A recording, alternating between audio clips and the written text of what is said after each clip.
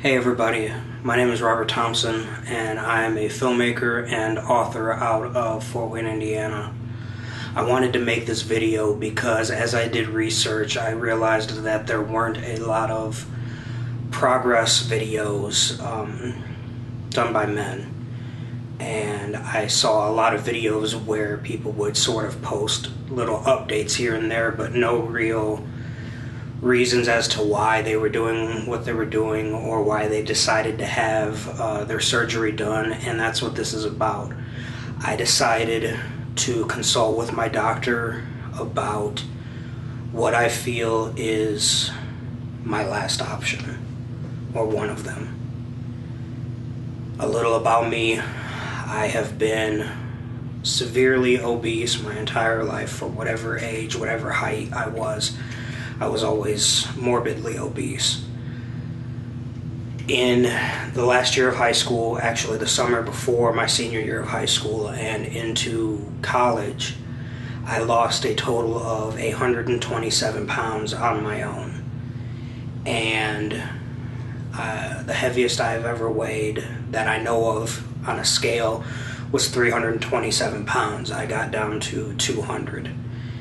And since then, over the past decade now, I have yo-yoed.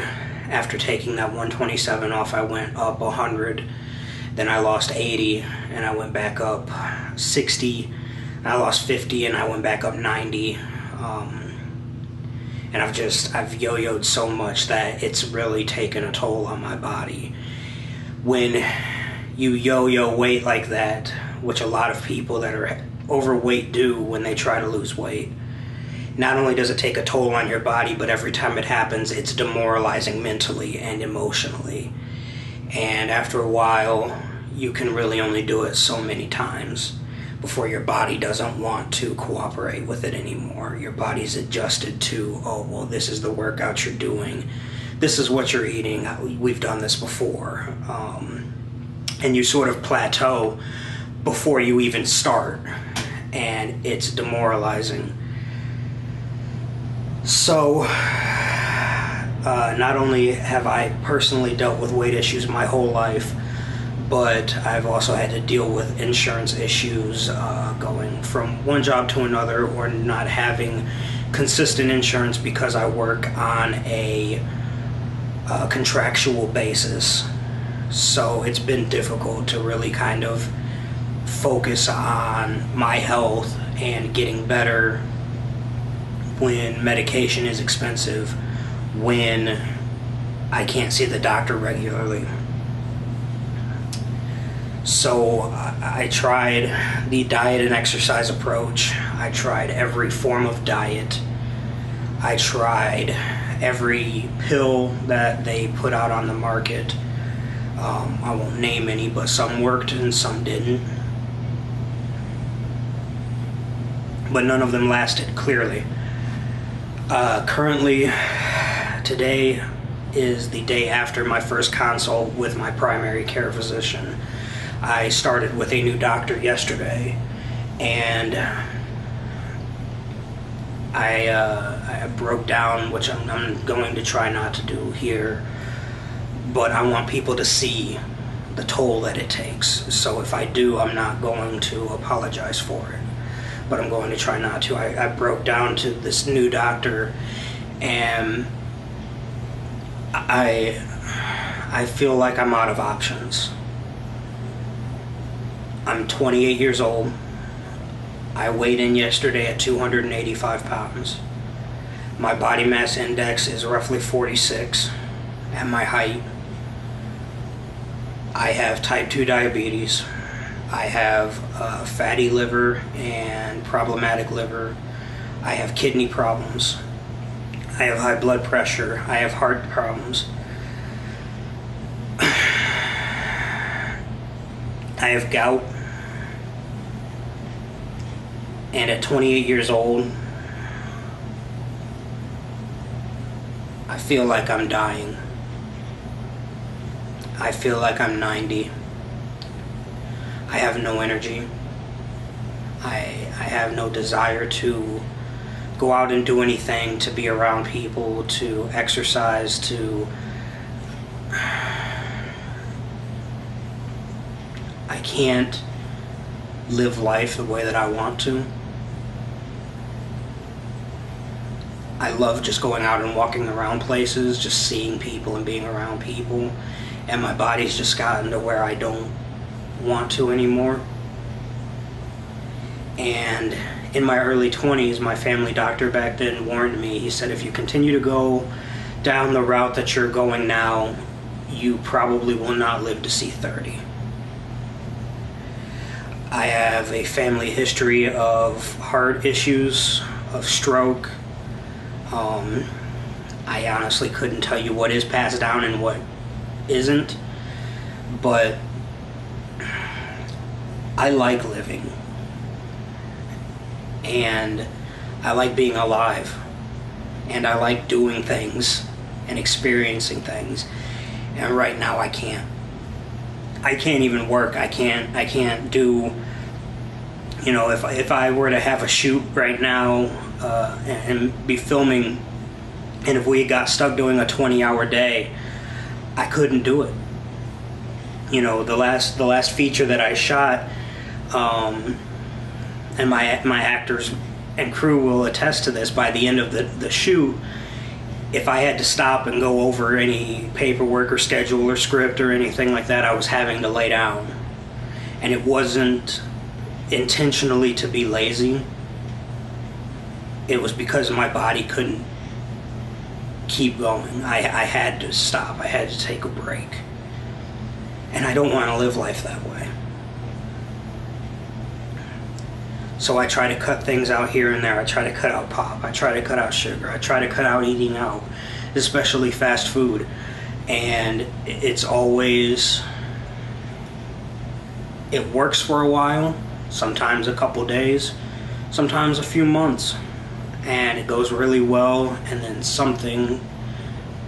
I can't attest to whatever brings it back every time, but it does. And again, it goes back to yo-yoing. And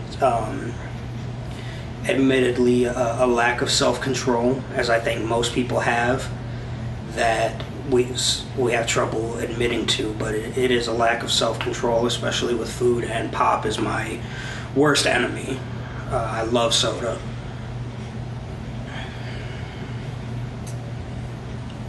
I am fat. And I'm not going to be PC when I do these videos. I'm not going to say, oh, I'm heavy set and I want to be smaller. No, I'm fat and I want to be in shape. And being in shape tends to mean skinny. I want to be skinny. I want to be healthy. I don't want to be fat. So I'm taking a step to give myself a tool to make sure that I make the changes that I need to make. We spoke yesterday about doing bariatric surgery, and I called yesterday to schedule here. You know, I've read and researched that different doctors do things differently, but my process starts on June 30th, at the end of this month, with what they call a seminar, where I go and the doctor speaks and says what all needs to be done and everything like that. So that's really where the process gets going. I intend on having the gastric sleeve done, where they take most of your stomach away and basically leave like the size of a banana for your stomach. And it's not reversible like certain other bariatric procedures, and it's not quite as extreme as gastric bypass, so it's somewhere in the middle, and I'm okay with that. I'll go over more video, you know, more videos as it goes along, but the main thing I want people to understand now is this. For those of you who would say, well, just eat better and go outside once in a while and you'll lose weight. If I thought that would work, because I've done it before, if I thought I could at this point, I wouldn't be considering surgery. I wouldn't be having somebody cut me open. My life is threatened. And I won't blame fast food businesses because they didn't force the food in my mouth. I won't blame my parents because by the time you get to high school, you should be focusing on your own health and your own fitness. Did I grow up in an ignorant family when it came to health? Yes, I love my family to death. I love my parents to death. But I was taught a lot of bad things growing up. And I still have a lot of bad habits 28 years later, even after losing over 100 pounds. I know how to do it right, but I still have those habits. But that's not their fault. I should have made the adjustments when I was able to focus on myself, but I didn't, and that's my fault. And because it's my fault, I understand that if I don't make changes now with the way that I feel and the way that I feel my body giving out on me every day a little bit more, if I don't make these changes, I'm going to die. If I don't have this procedure, I'm going to die. This is the final option that I have. It is no longer as easy as go out and eat right and exercise. I have reached the limit past that. I have went past the eat right and exercise and you'll lose weight line. So I have to make a decision, and my decision is to have this done because I want to live. I couldn't have a family now if I wanted to, because I couldn't go out with my kids and play with my kids if I wanted. And I wouldn't do that to somebody. I wouldn't expect my wife to take care of me, which is what has to be done right now. I couldn't put somebody through that, and I wouldn't. Not somebody I care about, not anybody, period. I did this. I made these choices. I made these mistakes. I have to do what I do to fix them, and I have to fix them for myself. As for anybody watching who is considering having the surgery done, number one, don't let people run you down for the decision to have it done. If you can have it done, whether it's because you can afford to have it done on your own or your insurance will cover it, if you feel that it will make your life better, if it will give you a fresh start, do what you feel is best for you. Nobody else gets to make that decision but you. And understand this. Again, I haven't done the psych eval. I haven't met with a dietitian. I haven't done anything that they say most places expect of you to have the surgery done. But I do know this because my mother had gastric bypass done years ago, and it contributed to her passing away. I couldn't tell you exactly how it contributed, but it did. So they say. So they told us. God rest her soul, I love her to death, but I don't know that she mentally prepared herself properly for having the surgery, and there was a consistent that I saw in her behavior that I see in a lot of people who say, well, their surgery failed. This surgery is not a fix-all. Yes, if you have the surgery, you should and likely will lose some amount of weight. But will you lose all of it? And can you go back to eating how you did before the surgery? No, you can't.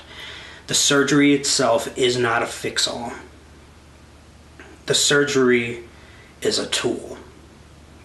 If you're considering having this surgery, go in with the mentality that you are doing it for you, that you're doing it to feel better, to live.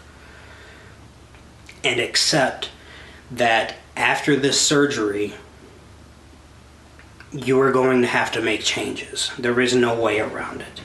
If you don't make the changes necessary, the surgery will not work. It is a tool.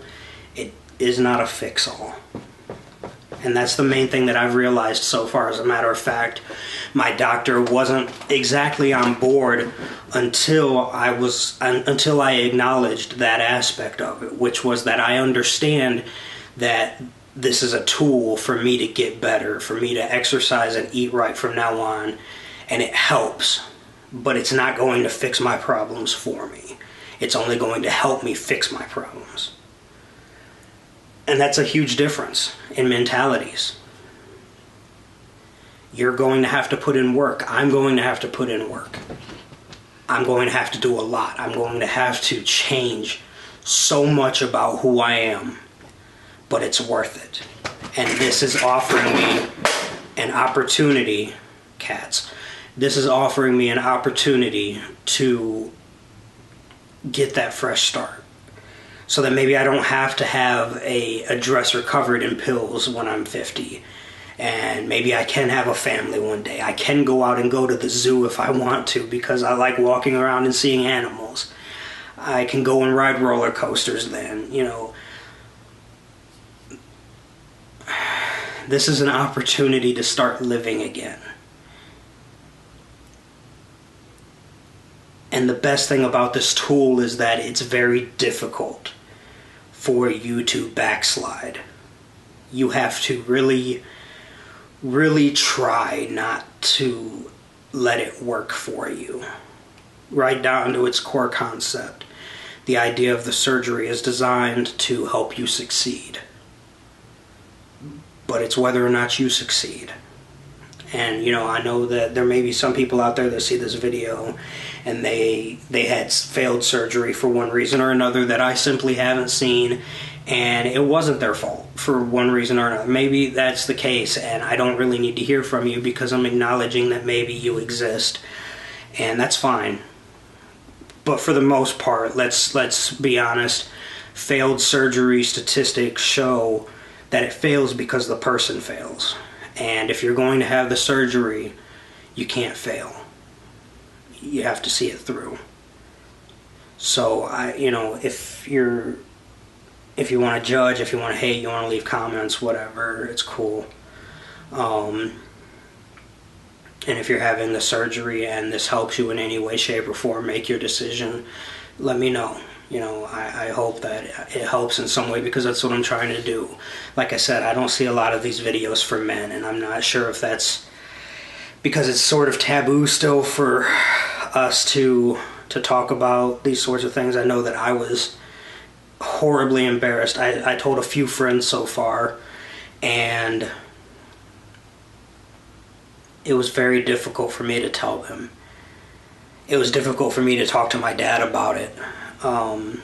Knowing about my mom and stuff like that, and saying that I wanted to make this decision. And it's very difficult for me to make this video because it is embarrassing. I feel embarrassed still that I can't do it on my own. And it hurts to admit that, but it doesn't make it any less true. So if this is the step you feel you have to take, do what you have to do to be better, to feel better. Food is not the best thing in the world. Yes, I know what it is to be addicted to it, believe me. I am. And I'm going to have to work through all of that on my own as well. That's not a statement of judgment, it's a statement of fact. I get where you're coming from when food is just too damn good. It's always there for you, it never judges you, and it's enjoyable. I know what it is to be in the drive-through line at 3 a.m. and you pay for it, and as you're driving home, you realize that you just bought this food at 3 o'clock in the morning, and you're not even really hungry. As a matter of fact, there were times when I was leaving the drive-through and I don't even really remember getting in the car to go to the drive-through. I get it.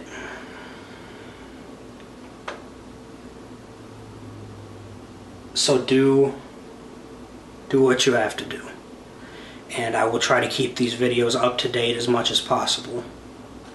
So I hope you check back, and if you're making the same decision, I wish you the best of luck. Thanks.